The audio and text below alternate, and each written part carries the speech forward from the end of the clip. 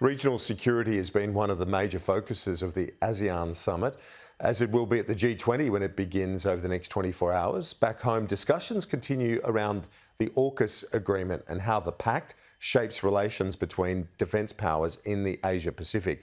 Japan's ambassador to Australia, Shingo Yamagami, has delivered an address as part of an AUKUS summit at the National Press Club. He makes the case for greater Japanese engagement with the new pact, even raising the prospect of hosting Australia's new fleet of nuclear submarines when they arrive.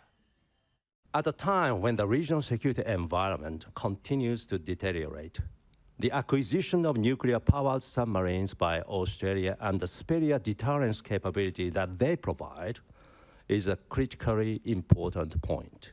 Japan, for many years, has played host to visits by U.S. Navy nuclear submarines.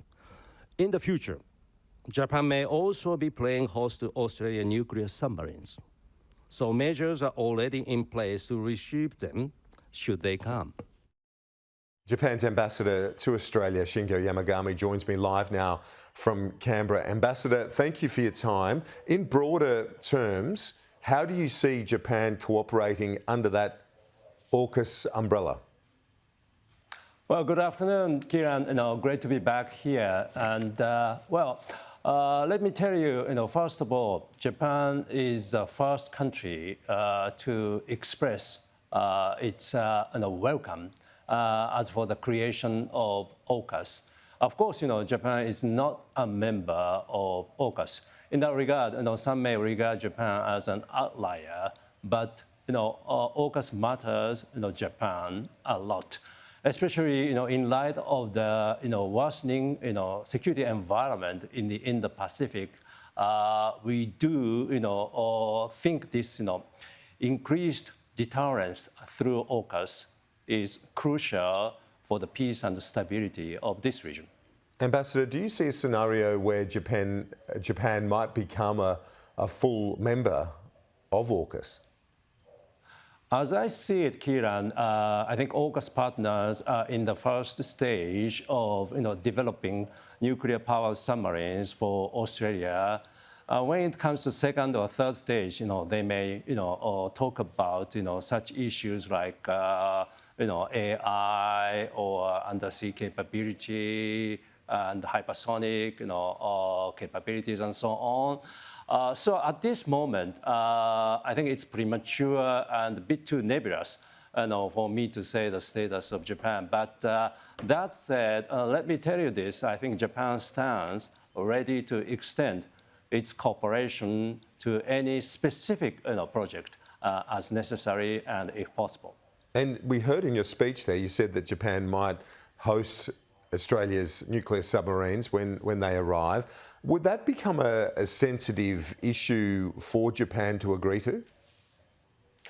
Well, the point I made in my speech this morning is, we have had a number of experiences of hosting U.S. nuclear-powered submarines in Japan, Sasebo or Yokosuka. Plenty of those experiences are there in Japan.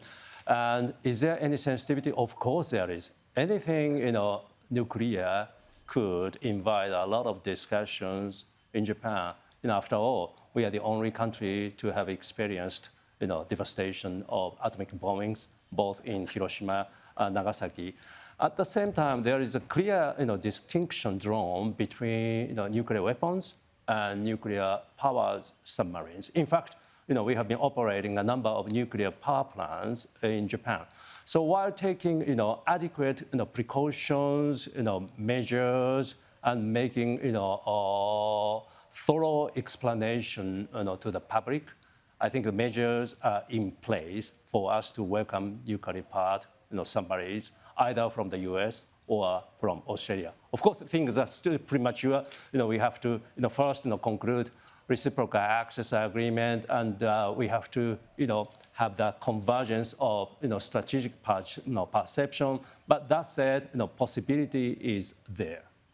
Ambassador, as we speak this afternoon, our Prime Minister is in Southeast Asia. He was in Phnom Penh for the East Asian Summit and ASEAN, and now heading to the G20.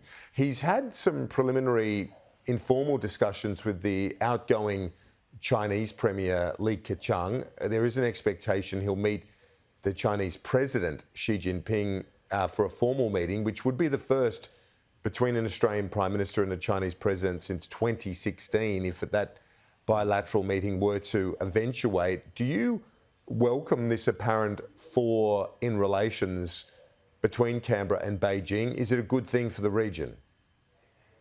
I think, of course, as an agent of peace, I'm a diplomat.